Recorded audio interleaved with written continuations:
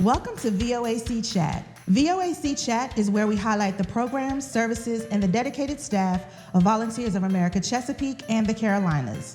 We take you on an up-close and personal journey as we strive to fulfill our mission of empowering self-reliance and inspiring hope. The scripture I selected this month is Micah 6:8. He has showed you, O man, what is good, and what does the Lord require of you?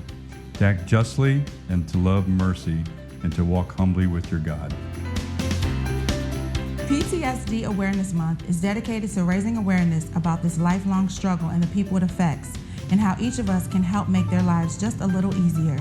At Volunteers of America Chesapeake, our goal is to take the time to understand the experiences and day-to-day realities of those we serve who may be suffering from PTSD. We're here today at the Residential Program Center in Arlington, Virginia, and I'm here with Marquitta Duvernay, who's the Clinical Director of Behavioral Health Services.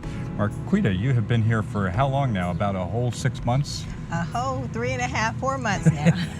Well, we've been here since 1994 here in Arlington, operating this wonderful facility that has co-located with it homeless services. There's 44 beds that are located on the homeless service side, and the substance use disorder. Can you talk a little bit about how you're providing services and what support you need to give the men and women that come through the detox program? Sure. Many of the changes that I've seen over the past decade in terms of substance use is around being more patient or client-centered, which means that we're focusing more on what the clients need and what their services that are required specifically for them. That's a major transition that we have in substance use, whereas years ago it was more focused on just service general. Now we're more focused on the client, so that's something that we're excited about having here. And we received a lot of comments back now from the clients around helping to build their social, helping to reconnect with families, and helping to build their self-esteem so that they can begin to re-employ themselves back into the community. As far as treatment goes, I know the county's moving towards more of a medical model. Can you describe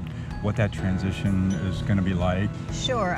We're in the process of transitioning to meet the licensure for the state of Virginia around the ASAM criteria, which is the basic national criteria for addictions medicine. And when we're looking at that, specifically, the social detox now focuses on more of the residential.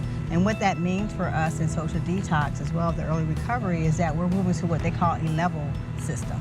And so we're looking at the level 3.3, and 3.5, which is the withdrawal model, social model, but focusing on the detox component as well as the early recovery components. Describe the typical person that comes through here. I would say on average it's probably about 70-30 or 65-45 in terms of, or 35 rather, in terms of services for males and females. Good percentage of them are employed and they're working in the community, but they have relapsed. Several of them have had 10-20 years of recovery and have relapsed. So they're employed, but they've come here for support in terms of transitioning back into recovery. Then we have a good number of consumers that come in that are court ordered. We're helping them with the transition process, either through court ordered diversion or supporting them to get reconnected back to the community in terms of services around homelessness. What about the community? Do you actually have a lot of community engagement? Yes, we actually do have community networks. We work with NA and AA groups that come in and provide services to us on a weekly basis,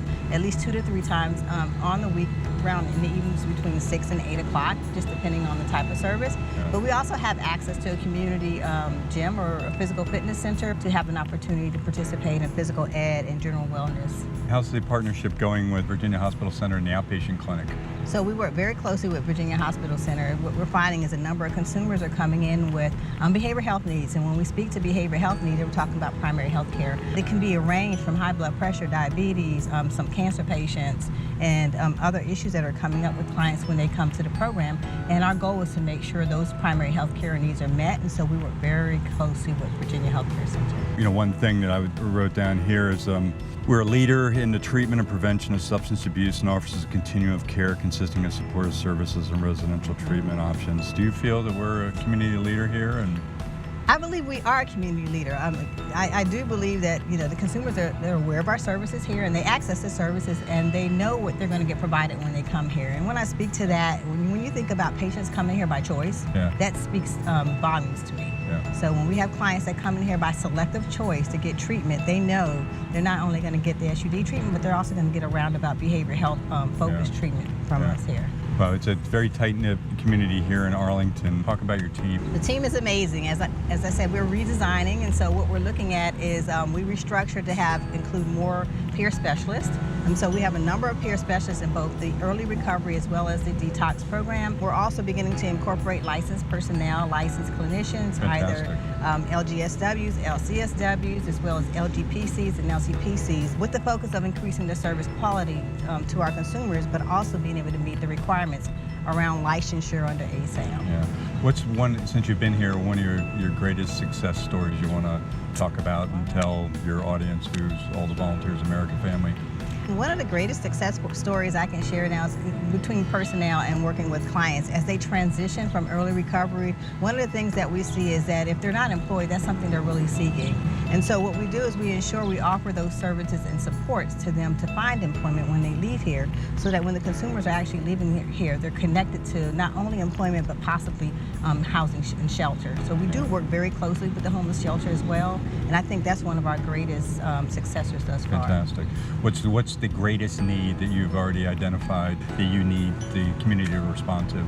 I think the greatest need is making sure that we have those networks, and Arlington County is really good about creating those networks, but also making sure that those clients that have those unidentified needs, that we're able to tap into the resources. And if you have stability within a life, that helps to maintain or support the recovery of our clients. Well, thank you very much, Marquitta. Thank you for being here and being part of VOA Chat.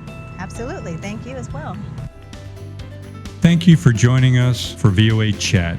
We look forward to bringing you more exciting things going on in both Volunteers America Chesapeake and also the Carolinas. Be sure to like us on Facebook, follow us on Twitter, and visit our website at www.voachesapeake.org.